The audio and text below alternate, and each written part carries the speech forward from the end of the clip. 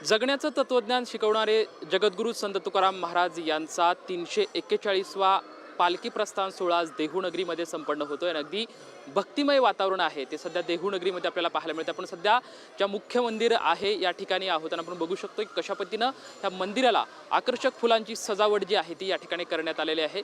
जगद्गुरू श्री संत तुकाराम महाराज असं हे जे नाव आहे ते अगदी फुलामध्ये रेखाटण्यात आलेलं आहे। त्याचबरोबर ती या ठिकाणी आपण बघू शकतोय की जगद्गुरू संत तुकाराम महाराज यांचं चित्र सुद्धा अक्षरशः फुलामध्ये रेखाटलेलं जे आहे ते या ठिकाणी आपल्याला पाहायला मिळते। आकर्षक अशी फुलांची सजावट जी आहे ती मंदिर परिसरामध्ये करण्यात आली, त्यामुळे ती भक्तिमय वातावरण जे आहे ते सध्या देहूनगरीमध्ये आपल्याला पाहायला मिळते। महाराष्ट्राच्या कानाकोपऱ्यातून हजारो वारकरी ज्ञानोबा तुकोबाचा गजर करत सध्या देहूनगरीमध्ये दाखल झालेले आहेत आणि एक अनामिक ओढ घेऊन देहू पासून ते पंढरपूरकडे हे सर्व वारकरी आज प्रस्थान करणार आहे। त्यामुळे साहजिकच सर्व वारकऱ्यांच्या चेहऱ्यावरती अगदी भक्तिमय नाविन्यमय चैतन्यमय असं वातावरण जे आहे ते सर्व वारकऱ्यांमध्ये आपल्याला पाहायला मिळतंय।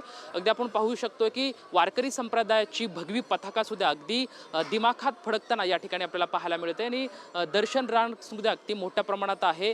वारकरी संप्रदाय मोठ्या प्रमाणात देहूनगरीमध्ये दाखल झालेला असल्यामुळे पोलीस प्रशासनाकडून सुद्धा अगदी चोख बंदोबस्त या ठिकाणी तैनात करण्यात आला। जवळपास 900 पोलीस कर्मचारी जे आहेत ते या ठिकाणी बंदोबस्तासाठी तैनात करण्यात आलेले आहेत। एकंदरीत अगदी सकाळपासूनच या ठिकाणी वारकरी जे आहेत ते मुख्य मंदिर जे आहे त्या मंदिराकडे येत आहेत आणि दर्शन बारीसाठी या ठिकाणी थांबलेले सुद्धा वारकरी आपल्याला पाहायला मिळतं। एकंदरीतच हे भक्तिमय वातावरण सुद्धा या ठिकाणी आपल्याला पाहायला मिळतंय।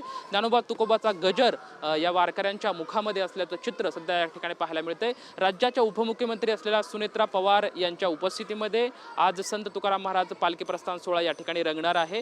थोड्याच वेळामध्ये सर्व वारकरी या ठिकाणी येतील। अगदी भजनाचा निनाद आणि टाळ मृदुगाचा निनाद आणि अगदी भक्तिमय वातावरण अगदी काही क्षणामध्येच या ठिकाणी होणार आहे। मात्र सुद्धा आपण बघू शकतोय हे भक्तिमय वातावरण अगदी वातावरण प्रफुल्लित झालेलं आहे। काल जसं इंद्रायणी नदीला उधाण आलेलं होतं त्याचबरोबर ती आज वारकऱ्यांच्या सुद्धा भक्तीला उधाण आल्याचं चित्र सध्या देहूनगरीमध्ये आपल्याला पाहायला मिळतंय। वारकरीच या ठिकाणी आता जमा झालेत आणि अगदी ज्ञानोबा तुकोबाचा गजर करत हे सर्व वारकरी आज संत तुकाराम महाराज यांची पालखी प्रस्थान सोहळा अगदी थोड्याच वेळामध्ये या ठिकाणी प्रस्थान होतानाचं चित्र आपल्याला या ठिकाणी पाहायला मिळालं। कॅमेरामॅन विकी चव्हाण सोबत लक्ष्मण जाधव, ट्यून मराठी, देहू।